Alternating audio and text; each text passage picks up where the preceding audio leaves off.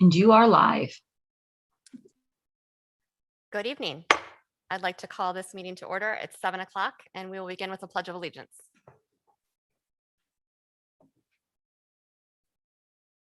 I pledge allegiance to the flag of the United States of America and to the republic for which it stands, one nation, under God, indivisible, with liberty and justice for all.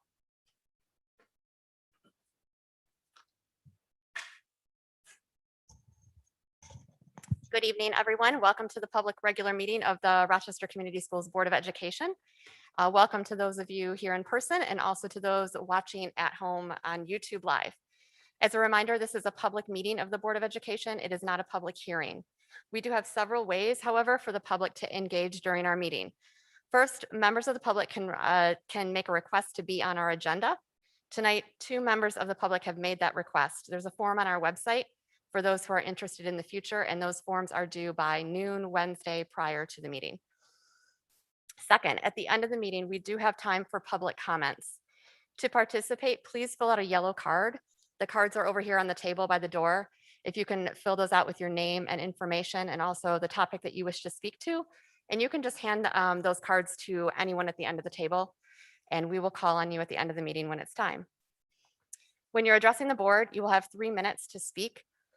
We will let you know when you have 30 seconds remaining. When addressing the board, please state your name and your relationship to the district. We will not be answering direct questions or responding to comments tonight, but we'll make sure someone follows up with you to address your concerns.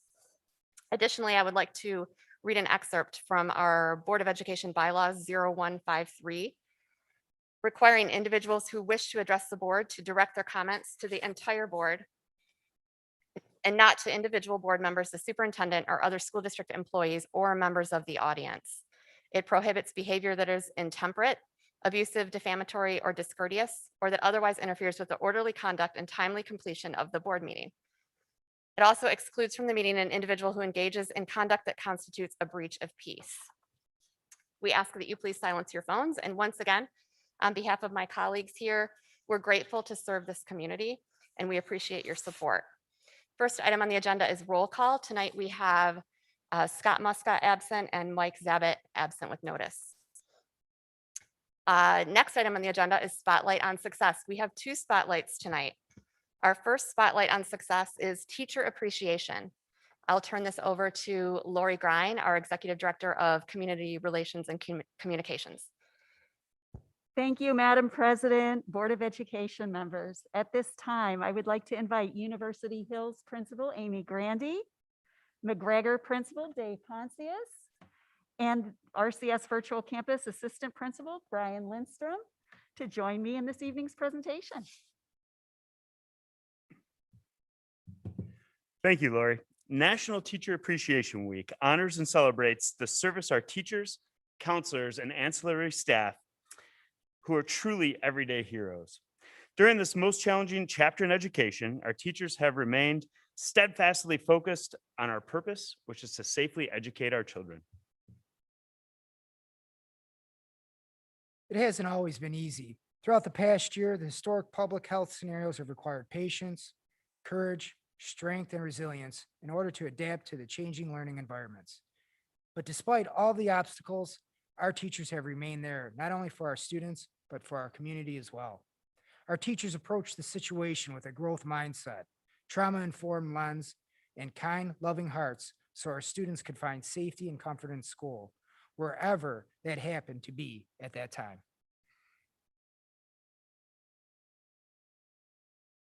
Rochester Community School District teachers continue to take their passion and their profession to new heights.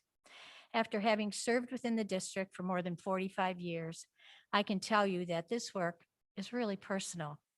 Our teachers genuinely love their students, and our students genuinely love their teachers. By building valuable connections with our children, RCS educators continue to inspire them to excel in every single area of study beyond all expectations. It is with warmth and gratitude that we thank our teachers for educating, empowering, inspiring, and mentoring our students. We are so honored to serve by your side. This past week or last week, we asked our students across all 22 schools to answer a question. If you could give your favorite teacher anything for Teacher Appreciation Week, what would it be and why? Their answers were actually quite telling. From vacations to chocolate to special butterfly hearts, hot peppers, and personal dreams, our children know and truly love our teachers. Here's a short video that highlights our students' wishes for their teachers. Cindy?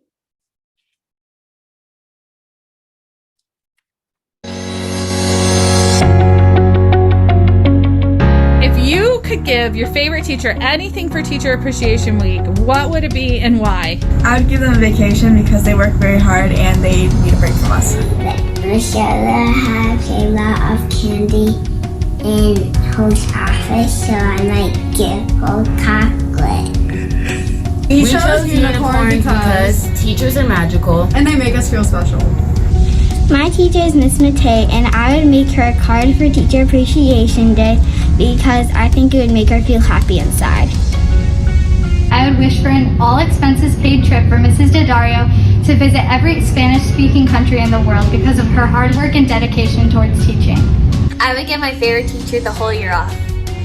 I would like to give my favorite teacher, Miss Perry, all the jelly cats in the world because she needs to get more jelly cats for her collection. One of my favorite teachers ever is Miss Kelly from U Hills. She's a librarian and I would like to give her more online resources for virtual students I would like to read. Hi, I'm Kate. I want to tell my second grade teacher, Miss Race, how much I love her. And if I could do one thing, I would send her to California because I know she loves the sunset and the beach. One of my favorite teachers ever is Miss Angel. If I could get her anything, I'd get her a family vacation because I know she loves her family. I would give them cookies and donuts and a star that's shaped like a sticker. My favorite teacher is Miss Schwartz, and if I could get her anything, it would be a new puppy. So I would like to give them more time so that they could spend more time with their family. My favorite teacher is Miss Dove. She's my favorite teacher because she's kind, nice, lets us go around the room, and gives us mind breaks. If I had one magic wish and I could give anything to my teacher, it would be a cure to COVID earlier so I could be in school together with her more and do more things with her. I would give them a Nerf gun. If I could give any teacher a gift, it would be a well-deserved vacation because after the year we've had, they definitely deserve it. My favorite teacher is Mrs. Perkins. For our magic wish for Mrs. Perkins, we want her to have all stress-free days. Happy Teacher Appreciation Week. I would choose that she got to have one more day with her mom because we all love our loved ones and her mom recently passed away. I will get my teacher, Miss Lucido, brownies because she loves brownies. I will get my teacher, Miss Lucido, cookies because she loves cookies.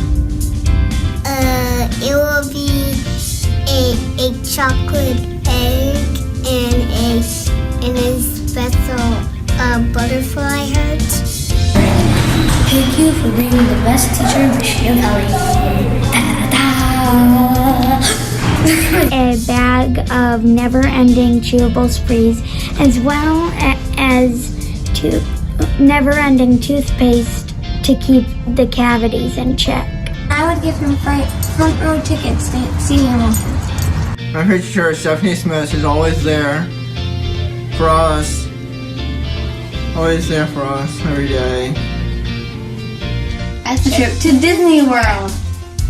The complete series collection of Friends on DVD from seasons 1 to 10. I'll give my favorite teacher endless wishes. It would be a letter for helping me, and because why? Because every time I'm sad, she always helps me. I would probably give Mrs. Forrester some new books because she really loves reading. My favorite teacher is Katie. She's my favorite teacher who works for world. it would be for her to take a free vacation to Hawaii because she deserves to relax and have fun with her family after working so hard to teach us.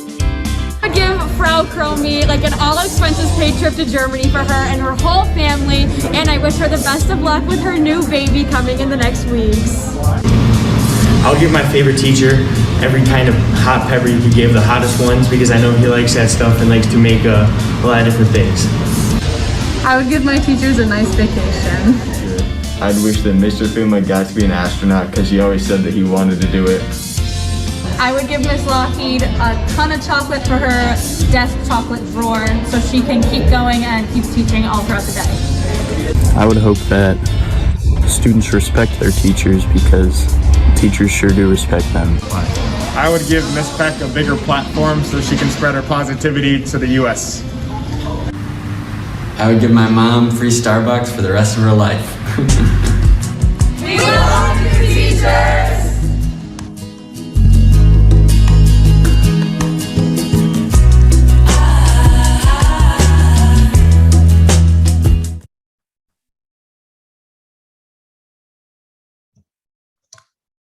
Thank you. So each year, we do as a board address our teachers in a way to say thank you, and that always feels like it falls so short. This of course from us will be no exception because it does fall short. No matter what we say, it will truly fall short of the appreciation that we feel and that the community feels for our teachers. Please know how appreciated you are. I don't know how else to say it. You know, all the things that you do, what you teach, first of all, I mean, the classroom stuff and the education part of it, the knowledge, the problem solving, instilling a hunger for lifelong learning. Those are huge and a huge part of your job. You go so far beyond that, though, in what you do. Arguably, some of the most important things that you do, one of the most important things is the modeling, what you model for our children. You model citizenship and you model charity. You model leadership and compassion and fairness. And those are things at any time that our children need, perhaps now more than ever. So know from the bottom of our hearts how much we love and appreciate you and the job that you do and the love that you have for our kids. Thank you. Thanks, Kevin. Thanks for putting that presentation together. Just a reminder to the entire community that Teacher Appreciation Week lasts all week long. So feel free to even send a quick email to your child's teachers. I know it would really make their day. Dr. Shaner, did you have anything to add here? Yeah, I do. Earlier today, I did 2 town hall meetings with our staff, expressing our gratitude and our profound pride in their work, not only over the past year, but the legacy that they leave our children every day in the course of their careers. I shared with them that without their collaboration, their hard work, their focus on our compelling why, which is having a profound impact in the lives of children, we just simply wouldn't be able to do what we do as an organization. I also congratulated them. We're one of the only school districts, I think we are the only school district our size in the county, going into week 10 for elementary school, a full 5 days a week instruction, and 9 for secondary. And interestingly, unlike other school districts, we have not had any disruption in our learning in terms of closing buildings down. That simply would not be possible without great community partners like Ascension with vaccinations. It wouldn't be without great collaboration with our bargaining units. And I see Doug Hill back there from the REA. Doug, happy Teachers Appreciation Week. We share the same passion.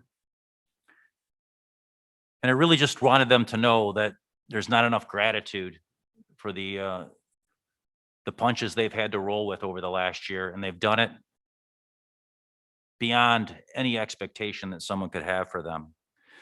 So we're going to continue to celebrate them this week. Tomorrow they'll get a yummy surprise in their teacher's lounge, we hope, as long as I can be like Santa Claus and get around the district, and hopefully be able to look them in the eyes and be present with them and say thank you. But again, the immense amount of gratitude that we have for not only our teachers but our entire staff here at Rochester Community Schools. Thank you so very much. Thank you, Dr. Shaner. Moving on with our spotlights tonight, we have a second spotlight on success. And this one, I'm going to ask our student representatives to the Board of Education just to come forward a little bit, just stand right here in this area here. I'll ask the standing ones. I'll ask the new student rep to come forward in a minute. We understand this is your final meeting with us, and we just wanted to give a special shout out to you and make sure you knew how appreciated you were. All of you are juggling many things, sports, activities, many of the things that you report on to us each month. We know very well that you're involved in most of those things that you're reporting on. So it's not just homework that you're away from, but it's all of the other commitments. And you've showed up virtually, you've showed up in person, and we really appreciate that. And one of you has shown up for 2 years straight. So just a shout out to the three of you. So we have a recognition. It's presented to each of you in recognition of your dedicated service to the Board of Education as the student board representatives for the 2020-2021 school year. And these are going to be presented to Viola Pignani from Stony Creek, Sophia Chahaki from Rochester High, and Sudong Kim from Adams High School for your work this year. On behalf of the board, we have just a little gift for you and this certificate, and we thank you. We do want you to stick around though for your regular report here in a minute on the agenda.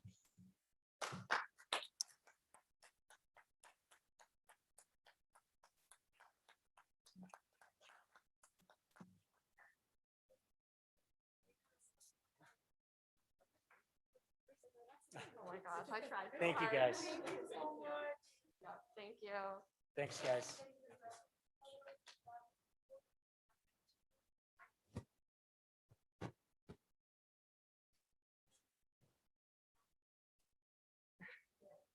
No.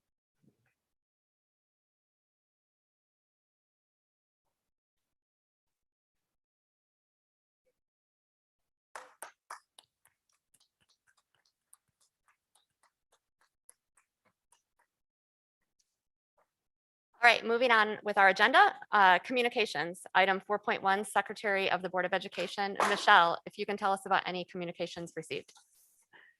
Good evening. Our last meeting was just last week, so we do not have very many. The Board of Education received 3 email communications that came through the RCS website. Those were from District Parent Maria Maselli, who emailed the board to thank us for our service. Community member Nancy Salvia, who emailed us to express her appreciation for all of our hard work, and District Parent Michelle Chittick, who emailed the board regarding the RCS Board of Education committees. In addition, we did receive 5 emails that did not come through the RCS website from Andrew Weaver. And those were regarding various subjects, including time set aside for community comment during the last work session, appreciation of the media coverage by the Oakland Press, mask wearing policies, a FOIA request, and the RCS logo. And that was the extent of our communications. Thank you. And now for our regular agenda item where we call up our student representatives to the board. So we'll start with Adams High School, Sudong. And if you just want to come up to right here to the podium, and if you want to bring your guest with you too, that's totally fine.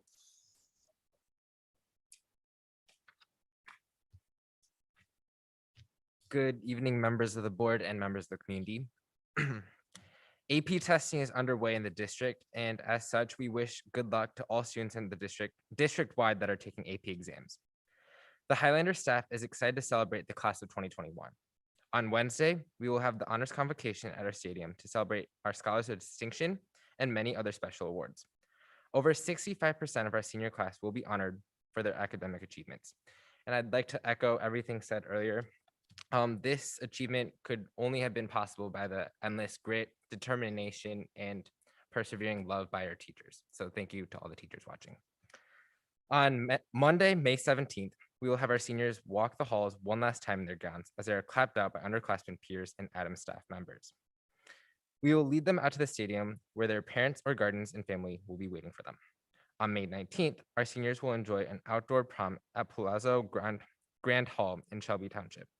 Kudos to our amazing senior class advisors from all 3 high schools for planning this special event. And we are gearing up to celebrate this amazing class at DTE Energy on June 12th for their commencement ceremony. This is a special time for our seniors, and we are excited and thrilled to be able to celebrate with them. They will have their senior all-night party after graduation on June 12th at Adams High School. The Highlander student athletes have been hard at work, exhibiting their dedication to their sport, perseverance through tough practices and games, and limitless grit, dominance, and spirit. Our sports teams have been having great seasons, with our girls varsity soccer team with an 8-2-1 record, girls JV soccer remaining undefeated in their season, girls lacrosse currently steamrolling with a 3-win streak, girls varsity softball with a 10-4 record, boys varsity baseball sitting on 5 wins, putting them 4th in the league rankings. Amazing performances by the girls tennis teams and the boys golf team, with superstar performances by freshman Peter Rule. And the final biggest highlight being that both our boys and girls track team won their respective double dual meets last week to secure their league championship titles. Finally, as this being my last meeting, I'd like to thank the members of the board, my high school and administration, as well as the Rochester Community Schools community for granting me the opportunity to serve as Adams Student Board representative for the past 2 years. It has been a pleasure and honor to stand before everyone every month to detail the achievements of our students, the effort and dedication of our wonderful staff and administration, allowing me to not only tell of, but also see firsthand the influence of this board and district on the development and security of our community, and most importantly, what it is to be Highlander proud. I would now like to introduce next year's Student Council President and School Board Representative, Carson Collins. Carson is known for his work ethic, dedication, and integrity not only in our class, but also in our school and community beyond. I'm confident in his leadership and service in the year to come, and now I'd like to invite him up to the podium to introduce himself and share the ongoings of our council. Thank you. Welcome, Carson. Thank you, Sudong, and good evening, everyone. My name is Carson Collins, and I am the Adams High School E-Board President for the 2021 and 2022 school year. Currently, the Student Council is working on a variety of tasks to close out the school year. The new E-Board, consisting of Gigi Schultz, Georgia Gerzik, Jack Donahoe, Sruthi Tinetti, and myself, are in the middle of our new member election process. We are currently reviewing applications and preparing for our in-person interviews coming up next week. The class is also preparing for 8th grade tours, organizing the Oscars ceremony for our graduating seniors, and customizing plaques to award to our top business partners from our charity week back in March. I would just like to say how honored I am to be given this position, and I look forward to working with you all in this upcoming school year. Thank you so much for having me here, and have a great night. Thank you. Welcome. Sudong, just real quick, what's next for you? I committed to dive at Cornell for the upcoming school year. So Congratulations. What are you going to study at Cornell? Biology. Congratulations. Good luck to you. Thank you. Keep in touch.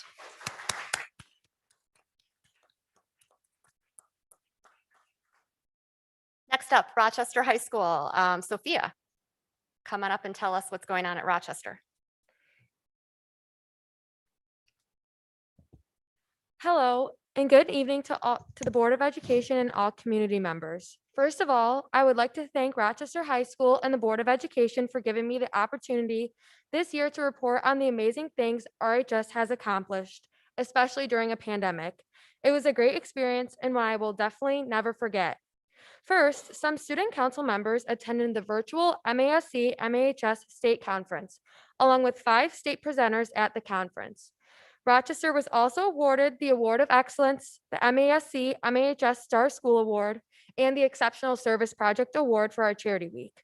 We would like to give a huge shout out to all that worked on these awards to take back home to Rochester. We also nominated our assistant principal, Mr. Wrinkle, as Assistant Principal of the Year, and he is a finalist out of 3 to win Assistant Principal of the Year awarded from MASSP and MASC-MAHS. Mr. Wrinkle is an asset to Rochester, and this award is really full circle for me and our senior class because we are the first class he has had all 4 years at Rochester.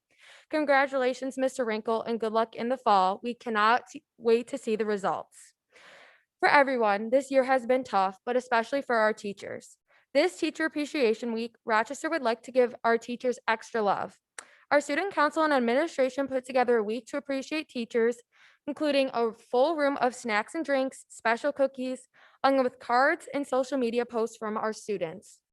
Thank you to all teachers around the district for your sacrifices you have made for us this year. We appreciate you in every single way. Our musical theater program had their outdoor show musical review on April 22nd, 23rd, and 24th, and it went great. Thank you to everyone who was able to go and watch the show. Our spring sports season is underway, and all teams are so thankful to be playing after 2 years of not being able to play their sports. A huge shout out goes to our girls varsity soccer team for being 5-0-2 and staying undefeated. Our spring sports captains are meeting every Monday and Wednesday to Zoom into a program called RISE to teach our sports captains how to celebrate diversity, equity, and inclusion in all of our sports programs. We had our first end of the year senior event held on Friday, April 30th, called Night with the Stars. It was a success and is posted on our Good Morning Rochester YouTube channel. Later this week on Thursday, we are celebrating our seniors with the honors convocation, along with senior walk and prom later in the month, and then on June 12th, graduation. I would like again to thank the Board of Education in Rochester for giving me the opportunity to speak about the amazing things Rochester has accomplished this year. Thank you so much for listening and have a great night. Thank you, Sophia, and thanks for all your work. What's next for you? In the fall, I'm going to Grand Valley to study marketing. Awesome. Good luck to you. And you had mentioned that your elections are coming up, so we'll get to meet your replacement in the fall. Yes. Great. Thank you. Yep. Enjoy your last couple weeks. And lastly, but not least, we have Viola from Stony Creek. Good evening to the board and audience. Firstly, I would like to introduce next year's representative from Stony Creek, Ava Hall, and I could not be more proud of the work she has accomplished on Student Council this year, and I am so glad to pass the torch on to her. You are in great hands with her. Secondly, I wanted to thank Miss Antrup, my Student Council advisor, who over the past weekend was recognized as a nominee for the MAHS MASC Advisor of the Year. I'm absolutely thrilled that I got to represent Stony Creek in such a unique year and share our experiences with the board. It has been an amazing experience, and I'm very thankful I had the opportunity to give my update in person, even if it was only twice. More importantly, this week is Teacher Appreciation Week. So shout out to every teacher in Rochester Community Schools because this has been an extremely demanding year, and every teacher I know is working so hard to make school a safe learning environment. As the daughter of 3 teachers, I know they do not get enough credit, so make sure to give the teachers in your life extra appreciation this week. This week also kicks off the start of AP exams with AP German taking place tomorrow. With the start of AP exams, we are cognizant that stress levels are higher and that mental health is very important right now. So Student Council is holding a morning coffee bar starting today and another on Wednesday for students to come and grab a coffee before classes start and teachers getting free coffee. We are also selling donuts in the morning on Thursday. We hope this will make school a little more enjoyable for all those testing. Seniors are now in the home stretch of our last year in high school, and tomorrow night we'll be having our honors convocation outside at Stony. Stony will recognize students as highest distinction, and achievement, and will be awarding departmental awards to students who have excelled in certain subject matter. In addition, we'll have our senior walk and lunch on May 17th with prom proceeding the next day on May 18th. I personally am very excited for all of these events and have heard incredibly positive feedback from other members of the class of 2021. Over the past weekend, 4 representatives from our Student Council, including myself, attended the MAHS MASC Student Leadership Conference, which took place over Zoom. Our current senior and Student Council President, Morena Haydar, was recognized as a Student of the Year nominee for her esteemed work in leadership at Stony Creek over these 4 years. In addition, our Student Council President-elect for next year, Dave Palazzola, was recognized with the Unsung Hero Award. And as I said earlier, our advisor, Miss Antrup, was recognized as an Advisor of the Year nominee. We could not be more proud of our council members and advisor, and we're also so excited to be awarded the Award of Excellence, the Star School Award, and the Exceptional Service Project Award. In these next coming weeks, the Stony Creek Theater Company will be moving into production week of the 2021 spring musical, Hello Girls. We are very excited that we're able to build a unique outside stage that will stand as a reminder of the strength and resilience of the year we have had, and our first outdoor spring musical. Our spring sports are also going very well with great records.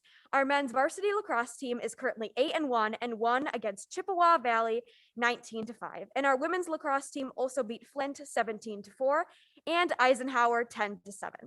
Our girls track team also won against Athens 65-63, and those are only a few highlights from our great season.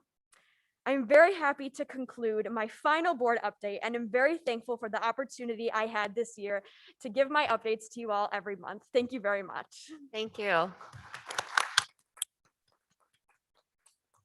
Isla, what's next for you? I am also going to Grand Valley, and I'm studying biology on a pre-veterinary medicine track. Congratulations. Good Thank luck. you. And welcome, Ava. Thank you for being here. We look forward to working with you next year. Thank you so much to all of our students. Appreciate it and enjoy the last couple weeks of school. Next item on the agenda, citizens requesting placement on the agenda. There are 2 citizens that have requested placement on the agenda tonight. The first is Andrew Weaver.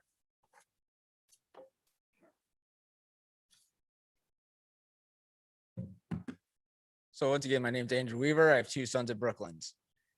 So I wanted to talk about transparency a little bit, and again, more wasted money, but I'm going to take a step back. We're going to talk about teacher appreciation. As I've made it known, I am married to a great teacher. I have immense respect for teachers. What we have just heard is how we save the cookies, save all the nice videos. If you really respected teachers, there would have been a plan for instruction for quarantine students. It would not have been every parent having to call them and deal with it one-on-one. That is what you do if you respect teachers. Yes, teachers worked extremely hard this year because leadership failed them. We will continue to do what this board has done and what we're seeing in our society. We want to lump all teachers together. They are not all the same. There are some really good teachers and there are some really bad teachers. There are teachers that in unions that absolutely use this event to harm our students for their political gains. We heard it from Doug Hill himself. The things that have been fought over for 10 years, all of a sudden were being worked on. If you respected teachers, you would actually be listening to the good ones and giving them the tools and resources. You would not have spent the last work session giving a spin on how Caring Steps is not taking money away from students. You would have shown how you're getting that money back into the classroom. You would not go on and say, we do not have resources and try to sell that and lie to the community, as we heard a board member do. That is how you show respect to teachers. That is how you show leadership. That is not what we have seen from anybody in this room. So again, you want to come up here, and again, actually, I'm going to take another step back. We heard the superintendent tell us a story early on about his aunt. I can't remember her name. We'll call her Aunt Jenny. And how actions speak louder than words. And we've heard all the nice words, and we heard all the grace and gratitude and all those things. But the actions don't match it. The teachers weren't given a plan. The teachers weren't given resources. And yet we were told we didn't have them. We built a virtual campus from the ground up. We had resources. We wasted them. We absolutely did not do what was right by our community. And we continue to then say what we can't do and how we're going to do things differently. So yes, actions speak louder than words. And the actions is we failed. And we continue to fail. But yet we'll spend a whole work session spinning. And how much did we spend on the PR firm to do that? How much did we spend to have that PR firm come here? So again, we spent over $500,000 on them, right? That's time, Mr. Weaver. We continue to spend and waste money. And yet we're going to act like we support teachers. Time's up. Not a single one of you actually support the good teachers. Andrew, time You is support up. a political agenda that wants to harm our students. Andrew, please sit down. Time's up. Really? Really? Time's up. Time's up, Andrew.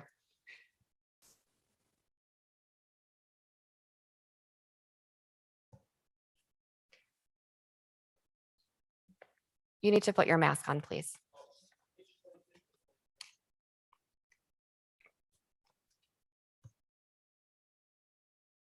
Next citizen requesting placement on the agenda, Stephanie Van Dale.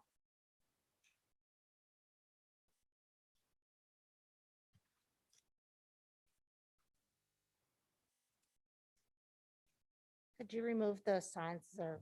Oh, sorry about that. Yep. Thank you.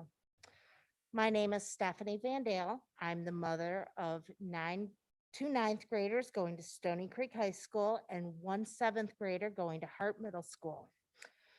On Friday afternoon, I received the most frightening phone call that an RCS parent can get nowadays, a 248726 number. I knew it was bad. Something was amiss. Immediately, my thoughts went to, if it's a close contact, we are doomed. Luckily, my kid only had an upset stomach that day, but it could have been worse. And that's because you, the board, have not gotten nor demanded a clear, concise, working quarantine policy that is uniform and works for everyone, i.e., a standard operating procedure.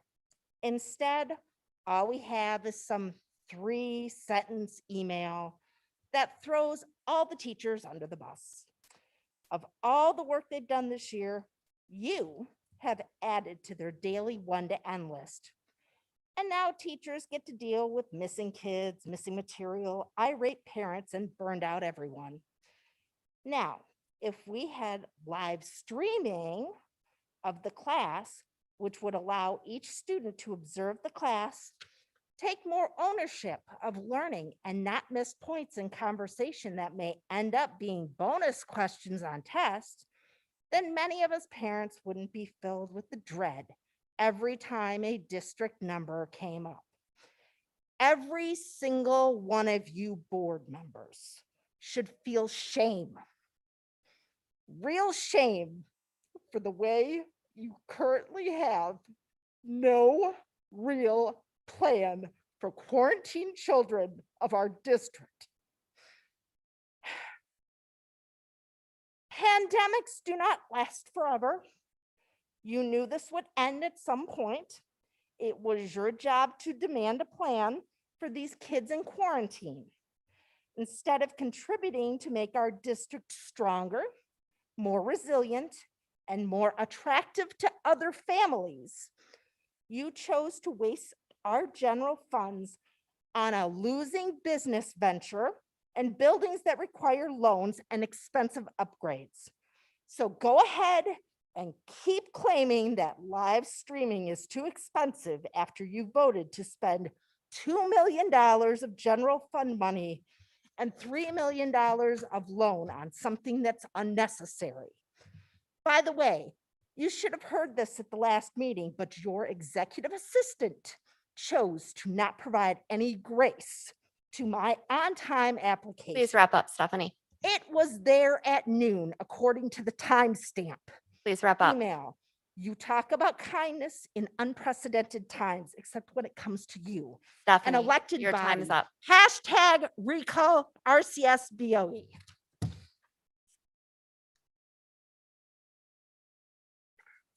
Next item on the agenda, members of the Board of Education. Does any board member have any communications they wish to detail? PTA Council update. Do we have a member of the PTA? Oh, thank you for being here. Hello, everyone. Hello. I'm Emily Stowe, and I'm the PTA Council Secretary, and I have a few things to share with everyone. So first, we'd like to thank everyone who donated to the Blessings in a Backpack toiletry drive from the month of April. Then this Wednesday, May 5th, is National Bike to School Day.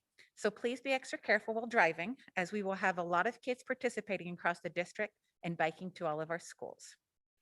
Our virtual reflection ceremony will be this Thursday, May 6th at 7 p.m. It will be a pre-recorded ceremony, and the YouTube link will go out to everyone on Wednesday to watch live on Thursday.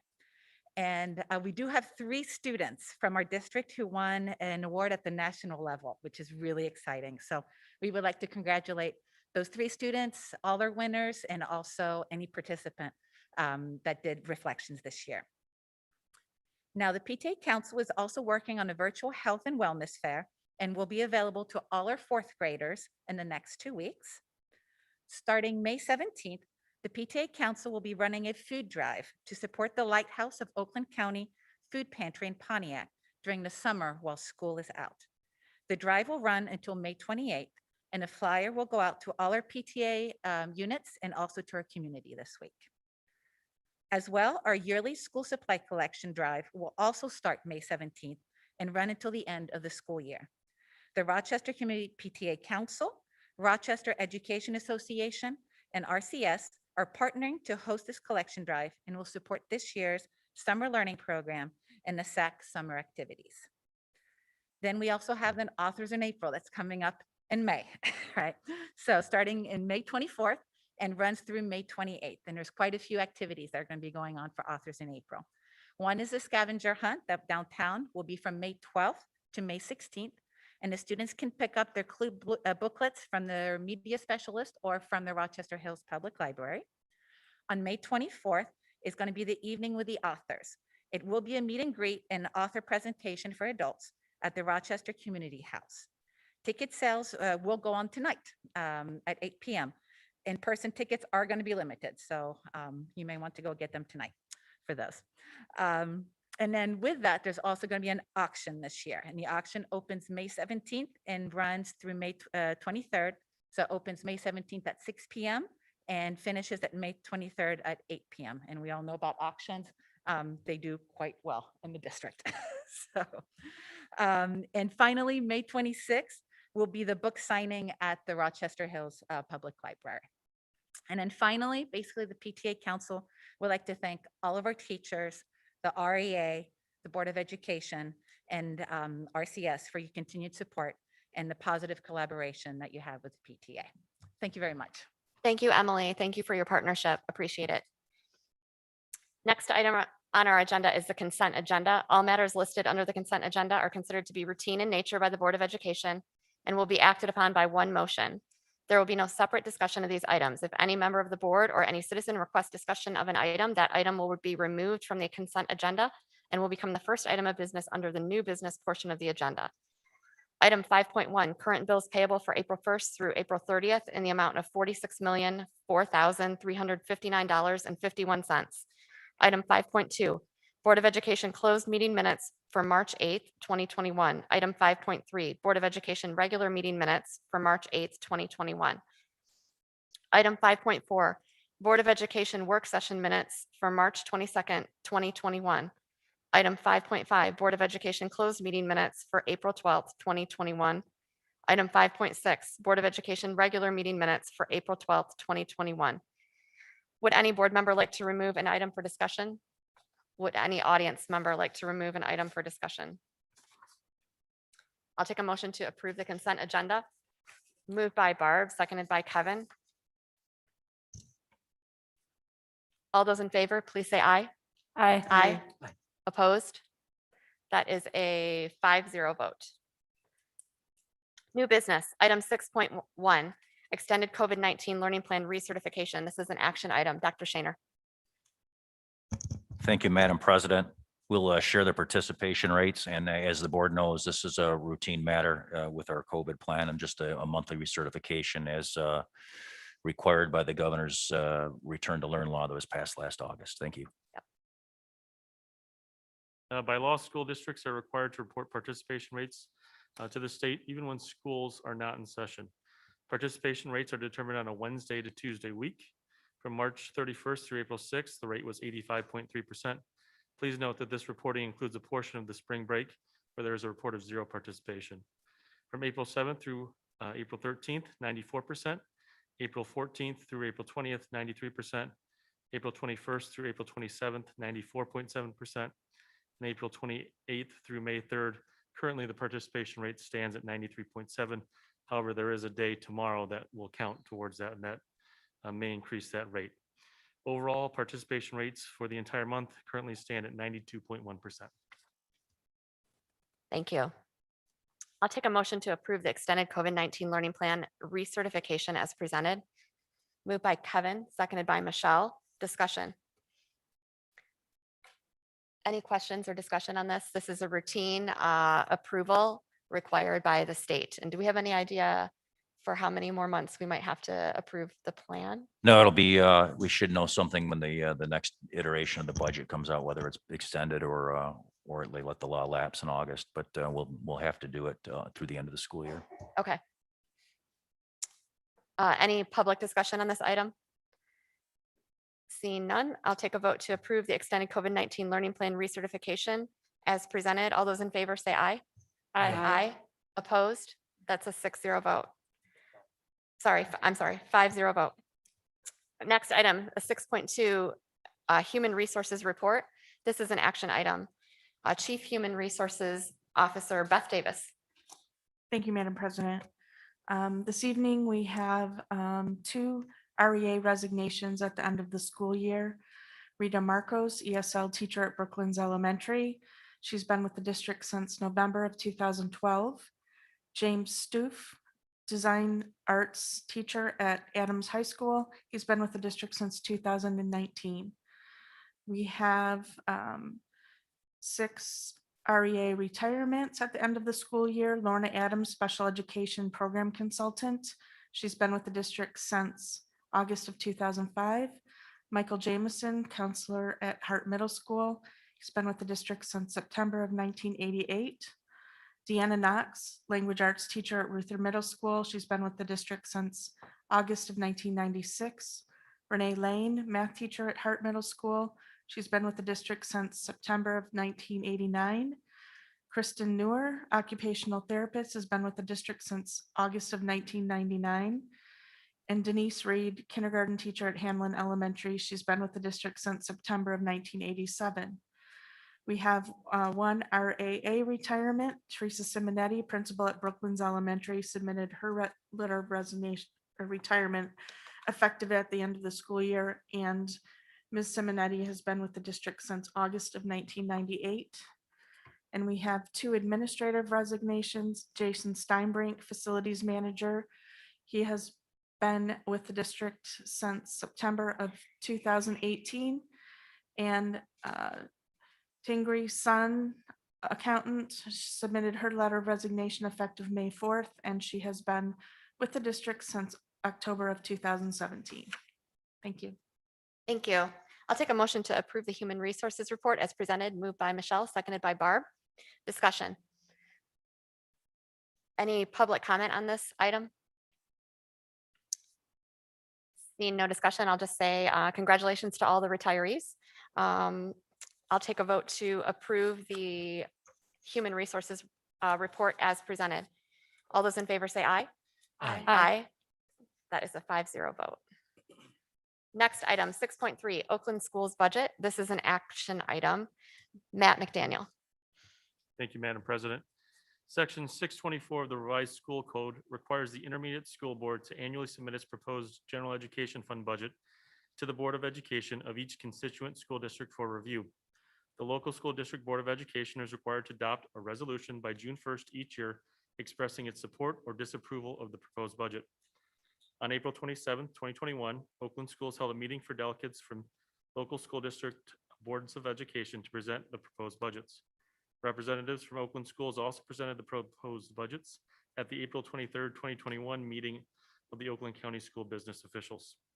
These meetings provide an opportunity for local school officials and board members to review the proposed budgets prior to submitting to local school district boards of education for discussion and action. We recommend that the board adopt the resolution in support of the proposed 2021-2022 Oakland Schools budget as presented. Thank you. I'll take a motion to approve the Oakland Schools budget as presented. Moved by Barb, seconded by Andrea. Discussion. Michelle, thank you for attending the presentation and for briefing the board members. Is there anything that you wanted to say in summary or? No, I would just say that it was an extensive covering of the budget. I did not see anything that stood out, but I'd also defer to Matt to see if you had any comments or any concerns in the budget review.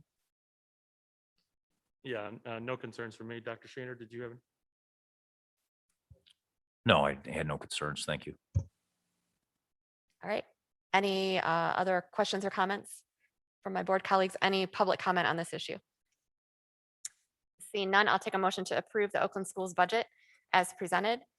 All those in favor, I'm sorry, I already checked the motion. I'll take a vote to approve the Oakland Schools budget as presented. Sorry about that. All those in favor, please say aye.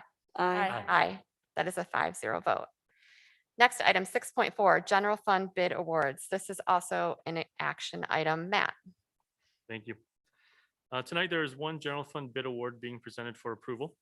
All bids were reviewed and evaluated by a team of district music teachers and the RCS music department chair. All of the accepted bids were found to be initially compliant with the required specifications per the detail in the bid summary and were analyzed for line item pricing and compliance of required submittals according to bid specifications, including alternates. On April 12th, 2021, the district received 5 responses for 11 different musical instruments and accessories. Additionally, bidders were invited to participate in a voluntary product demonstration on April 16th, 2021. The district did not receive bids for some of the items and/or proposed alternates were not acceptable due to inferior quality. The district will solicit vendor quotes for the items that did not receive a response or were excluded as alternates. Based on this information, we recommend that the Board of Education approve the following purchases of musical instruments. Violin, full size 18 to A&G Central, in a total amount of $8,118.90. Viola, 15-inch, in the amount of 18, for a total dollar amount of $9,648. Viola, 15.5-inch, a total of 6, for a dollar amount of $3,216. Cello hybrid, in the amount of 62, for a total dollar amount of $59,644. A cello fully carved for 30, in the amount of $35,637. A bass laminate 3/4, 36, total dollar amount of $68,760. A bass hybrid 3/4, 12, for a total dollar amount of $25,740. Cases hard-sided 30, and a total dollar amount of $8,667. And then finally, bass 1/4 size for middle school, 16 of those to Marshall Music for a total of $23,904. In all, that's a total projected cost of a not to exceed amount of $243,334.90 to be expended in fiscal year 21-22. Again, this is a general fund purchase. Thank you. I'll take a motion to approve these general fund music bid awards. Moved by Barb, seconded by Kevin. Discussion or questions? Michelle. I noticed that one of these was identified for middle school. Are the rest for high school?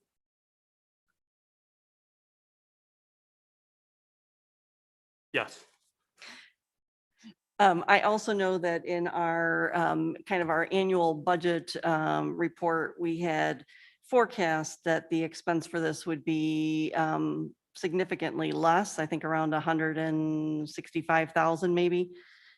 Is that because the number has changed because we have more people in orchestra, or is it that the prices have gone up substantially?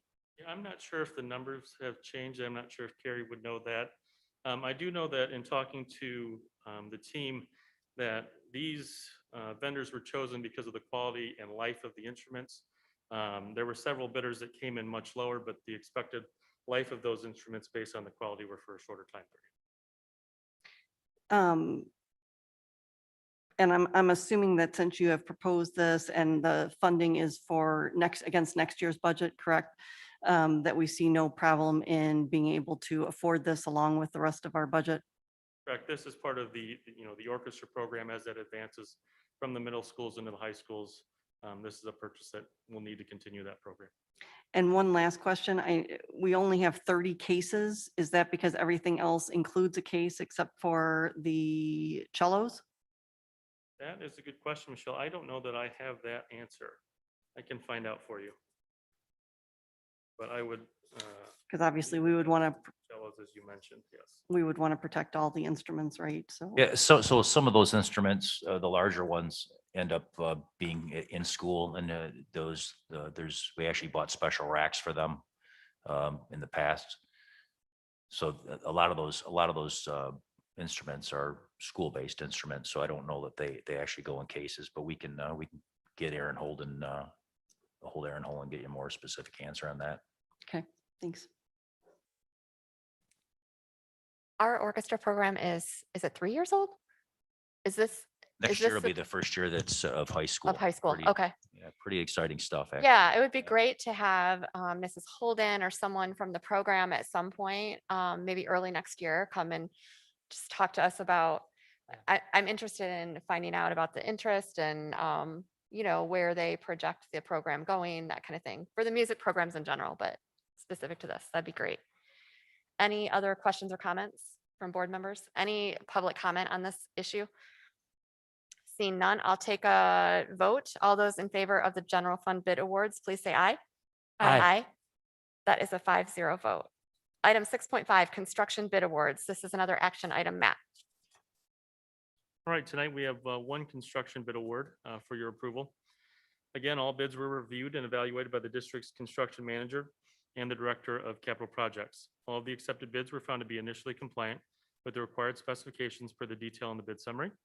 The bids were analyzed on bid content, completeness, inclusion of required submittals, and compliance with required specifications. The construction manager's recommendation was reviewed by the district's director of capital projects and purchasing supervisor.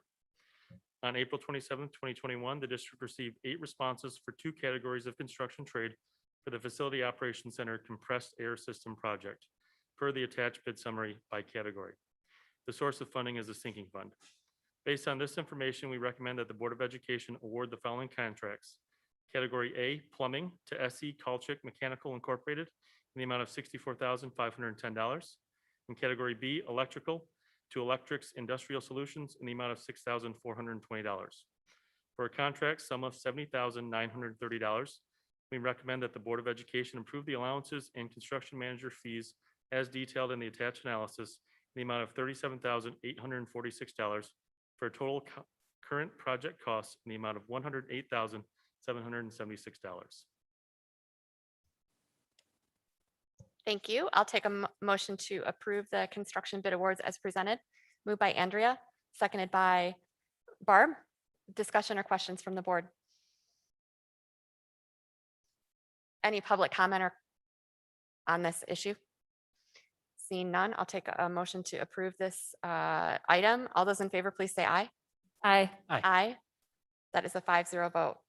Final item on our agenda for action items is a change order, item 6.6. Matt.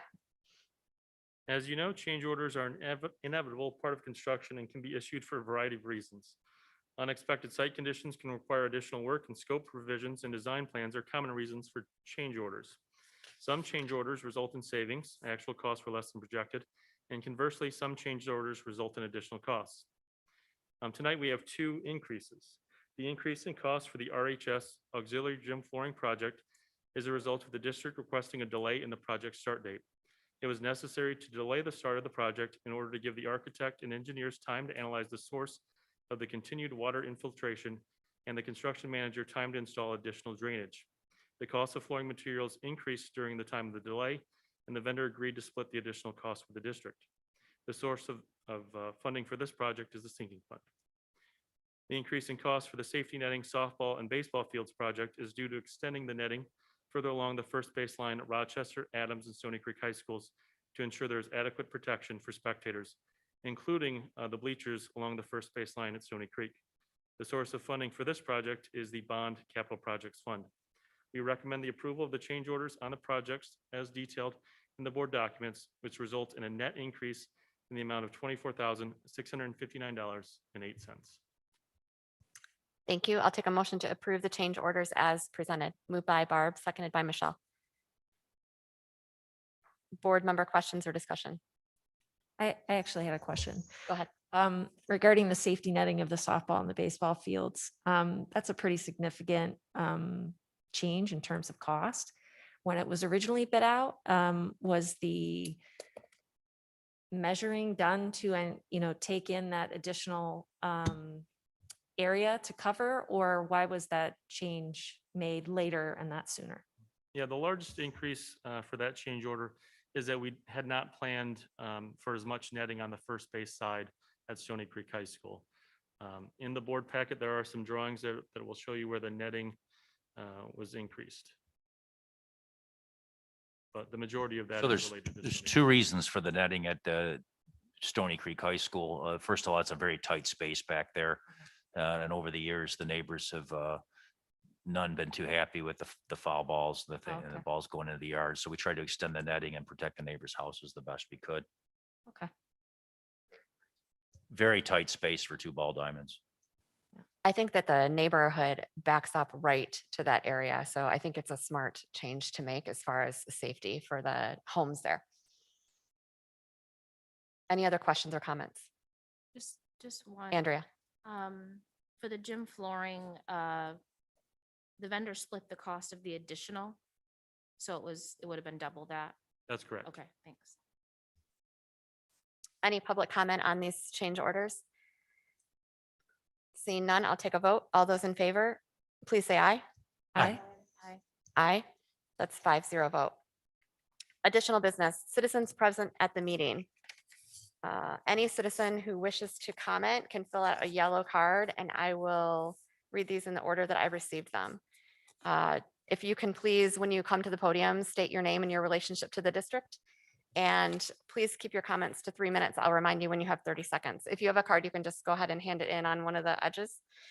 The first card I have is Tara Donnelly. Tara.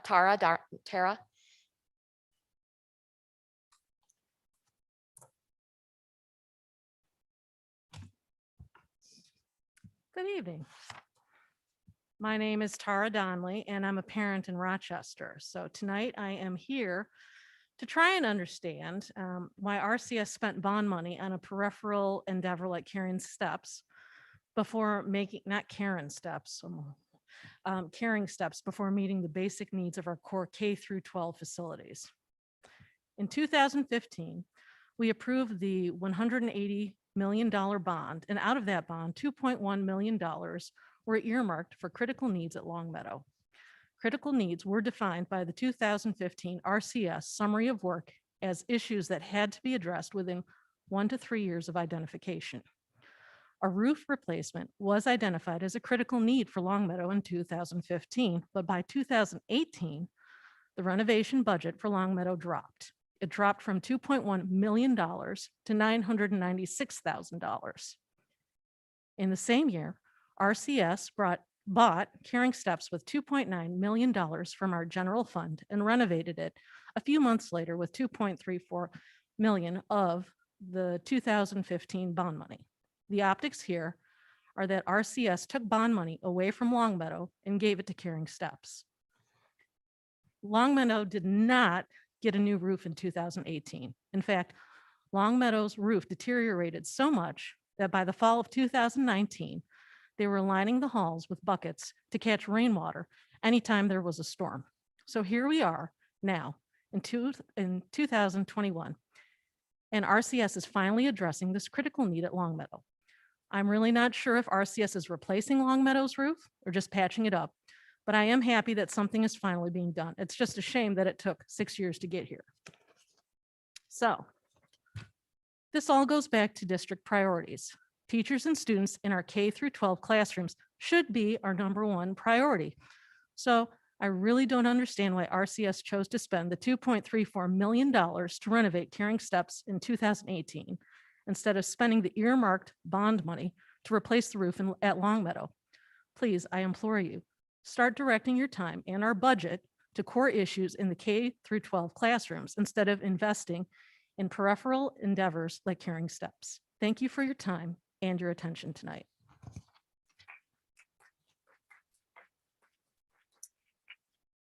I have a card from Stephanie Van Dale. Did you wish to speak again, or was this?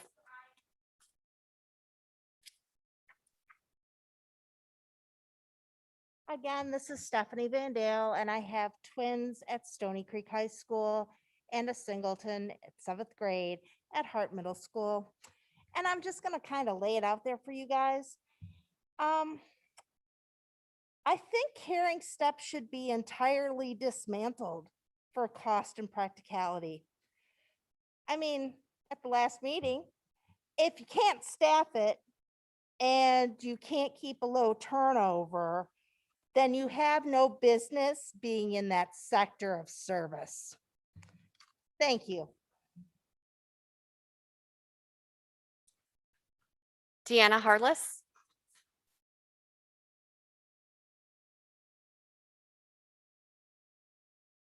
Good evening. My name is Deanna Harless, and I'm a community member and a former parent of RCS students. I'm not a former parent because my children graduated, but because we pulled them from the district because we did not believe the district was providing quality education options. In the last board meeting, we heard a lot about being a future-focused district.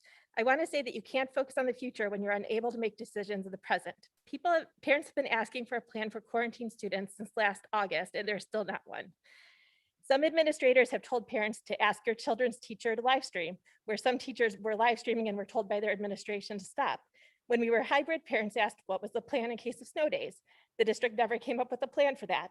Without the administration making decisions and the board holding them accountable, any talk of being future focused is just that, talk. Thank you.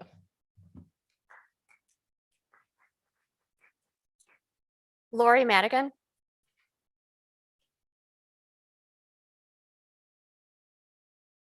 Hi, I'm Lori Madigan. I had 3 kids in the district. I have 2 graduated and 1 junior at Adams. I'm really just speaking tonight to, one, thank you all for staying in school for the last, 9 weeks now, I think Dr. Shaner said. You know, we've lived in fear of what's going on, and I'm happy our kids are still in school and we're working through it. The biggest disappointment is not having a plan for quarantine at this point. I mean, having to contact each teacher individually and some still not helping. I mean, there's a great deal of appreciation. We've been very lucky. My daughter's had some great teachers really stepping up and helping, but her friends have not been so lucky. It should not be a struggle to give fair and equal education to our healthy students who are out there begging for it. M-STEP, just last week, teachers were encouraging students to go home and not take the test. We don't want to measure in our district. We don't want to know how our kids are doing. We're not going to give exams this year because we don't want to know how poor our education has become. My kids, my 3 kids, have not had equal education. My 2 oldest had an outstanding Rochester education. I cannot say the same for my 3rd. I really, really hope that we step it up for next year so that these kids graduate with a good, solid education and we keep our reputation intact.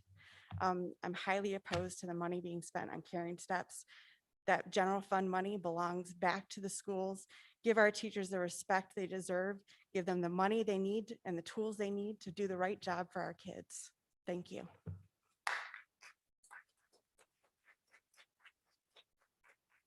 Stephanie Barnes.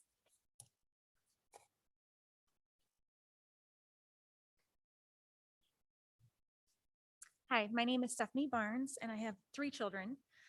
2 of them are at North Hill in elementary in 3rd grade and 1st grade. And my youngest is in a preschool and private school. We have loved our teachers at North Hill. I appreciate all that they've done for our kids, and it's with great sadness that we have now decided to pull our 2 older ones and move them to private for next year. Our plan was to send our youngest to TK. I was extremely excited about that before this year, but the lack of transparency and the kowtowing to the union the district has shown has led us to pull our older 2 and send them all to private for next year. This school claims to pride itself in excellence, but there seems to be an abundance of pride and very little excellence. The board has voted unanimously on all things, and yet the district regularly sends emails on diversity, but has no diversity of thought on this board. Who represents me? Who represents all the parents that I come in contact with daily at the bus stop, at sports events, at our school, at drop off, at pickup, all the places, everybody that I come in contact with, all the parents want a better education than we've received this year. You also emphasize equity in these regular emails, but you, the district, and the board are creating the biggest inequity in our community. After a year, you still haven't come up with a real plan for quarantine students, causing more kids to fall behind. There has been no guarantee for school to be in person for the entirety of next year, and you won't continue, and we don't know if you're going to continue to quarantine students, furthering the divide between those who have means and those who don't. Your track record has given me no confidence school will be normal next year. I'm also appalled one of the largest school districts in our area and one of the strongest teachers unions is not fighting back on the newest guidance from the state to force 2 to 4-year-olds to mask for 8 hours or more a day. There are no long-term studies to show the safety of masking children all day in cloth or paper masks that often become wet and are sure to be holding countless bacteria that is then touched by less than sterile hands, and we don't know that this is healthy. We have no idea the long-term negative effects these masks will have on our children's physical, mental, and developmental health. As a former teacher, I know covering a child's face when they are learning to speak, learning to read, learning to make letter sounds, and countless other things is not good. And yet our large school district and our large teachers unions, the ones who are supposed to be experts in this area, are not fighting back on this. How are children mentally going to handle the idea when they freely breathe, they may be killing someone? That is what we are teaching them by forcing them to wear masks everywhere they go. And yet the data shows spreads in school is not significant. On top of the fact, teachers and now parents can have and been vaccinated if they want. I'm sad to see as a society, we are harming our children for the feeling of safety for some, or for politics, or for whatever the reason is. We should be ashamed of Stephanie, ourselves time's up. for Please not wrap up. fighting this insanity. You should be ashamed of yourselves. Julie Stalker.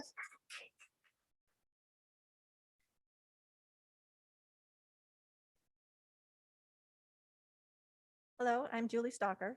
I have 2 kids in the district and 1 in private school. It feels condescending, disrespectful, and insulting to be blindsided by large decisions and unanimous votes.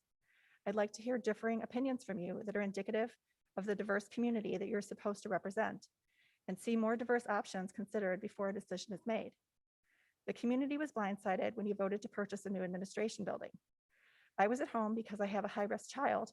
I don't really want to be in indoor meetings with large groups of people. I watched the unanimous vote on YouTube. When was the last time there was a single dissenting vote? You built up to the purchase by reviewing other more expensive options, which were all associated with renovations. It appeared you already decided to vote unanimously. It came off like a high-pressure sales pitch. It's not going to cost you $30 million. It's not even going to cost you $20 million. It's just going to cost you $10 million. And by the way, we're going to need a loan. It would have been nice to see other options besides just renovating and purchasing were considered. How did this historical building get into such disrepair in the first place? We had a $185 million bond for critical repairs and upgrades. The state of the building sure seemed critical when you spoke of it. Was it not critical in 2015 when you asked for the bond? The preschool program was at capacity in 2018. The vote to purchase Caring Steps was also unanimous. Caring Steps is not spread around the district like the board said was best for the preschool plan. It is pretty far north on Rochester Road, near the border of our district. Was that the area of the district that had the most waitlisted students? It is also not just a preschool, it is a daycare. One of my kids was in daycare for a time.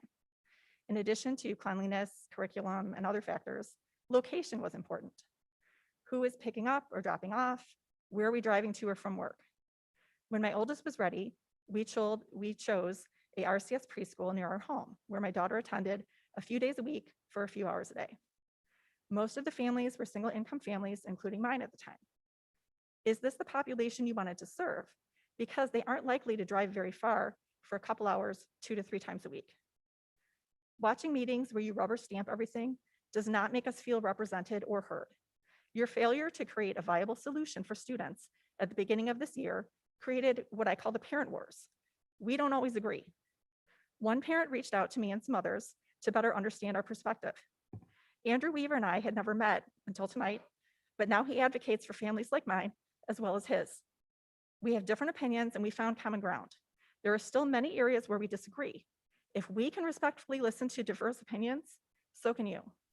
I watched a Novi board meeting recently where they respectfully disagreed and voted to return to school after spring break 5-2.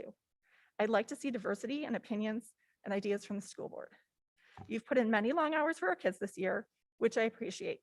Please show us that you consider Please different wrap up your comments. perspectives, respectfully disagree when you want to spend a large sum of money, and investigate more diverse options.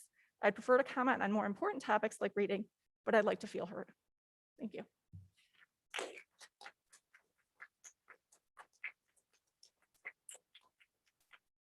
Kristen Kennedy.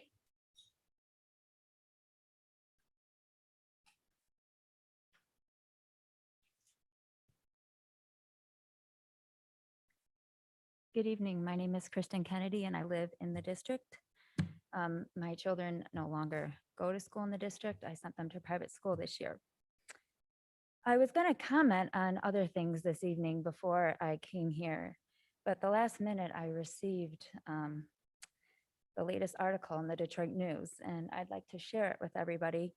I think it's embarrassing and shameful that this is even happening in the district, but the title is Rochester School Parent Sues, Alleges District Got Her Fired for Speaking Out. A parent in Rochester Community Schools has filed a federal lawsuit against the school district alleging its board president called her employer and got her fired for advocating. I on would ask social you to media. please direct your comments at the entire board and not at one member of the board specifically. I'm reading an article.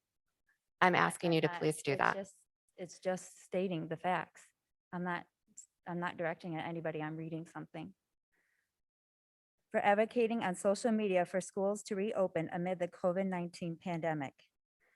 Elena DeVerno filed a civil lawsuit Monday in the U.S. District Court in Detroit against the Oakland County District Board President and Superintendent, alleging they unlawfully restricted her free speech. She has 2 children in the school district, which began the school year remotely last fall. In the lawsuit, she describes herself as a vocal and effective advocate for her position, who frequently question and criticize the decisions of the board through posts and comments in 2 Facebook groups.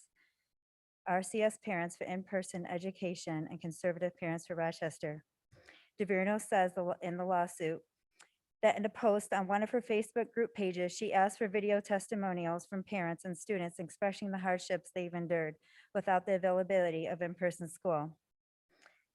The suit alleges that in the fall, a member of the board contacted her employer, Blake's Hard Cider Company in Armada, where she had worked as marketing director since 2009, and falsely claimed that DeVerno was participating in a group launching threats against the school. She alleges she later learned that the board member, who works for the director of content at Crane's Detroit Business, she was later fired. I just want to know, like, the fact that this even is a lawsuit, that someone did this, like, they don't just make things up out of nowhere. This is so shameful. Does this make you guys proud to serve and do this? When did the breakdown of communication come within the community that we get cease and desist letters for expressing how we feel? What will it take so we can work together and we can be heard and we can hear what you guys have to say? This is not good, what's happening here. And I just have to say, we're going to be here advocating. Time's up. But I'm afraid vouchers are what people are going to start advocating for next if we aren't heard. Thank you. Andrew Weaver.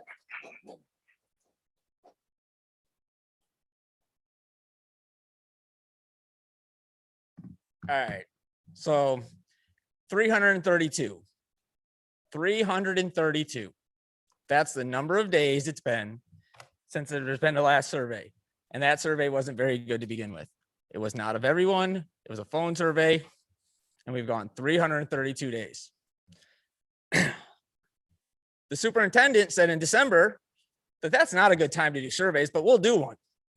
Results will come out in February. Last time I checked, it's May. Actions speak louder than words. So again, you probably don't ask questions you don't want to hear the answers to. You've all sat up here and said you have the support of the community. Pretty sure you're starting to learn you don't have the support of the community. The community does not support this idea that we make words up and we just define things however we want. The truth is words have meaning. Please put your mask on. District employee was allowed to take it down. I'm gonna take Please mine down. put your mask on. A district You are employee was in a allowed to take public theirs down. forum. Put your A mask district on. employee was allowed to take theirs down. Mr. Weaver, please put your mask on. Really? I'm gonna call for a recess. I'm gonna Go call ahead. for a recess. Go ahead. I'd like to take a motion for a recess. Motion.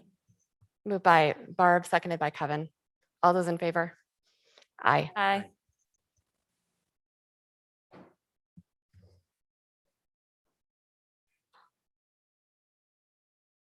Shaner, hey, district employees are allowed to take theirs down. Why can't I when I speak?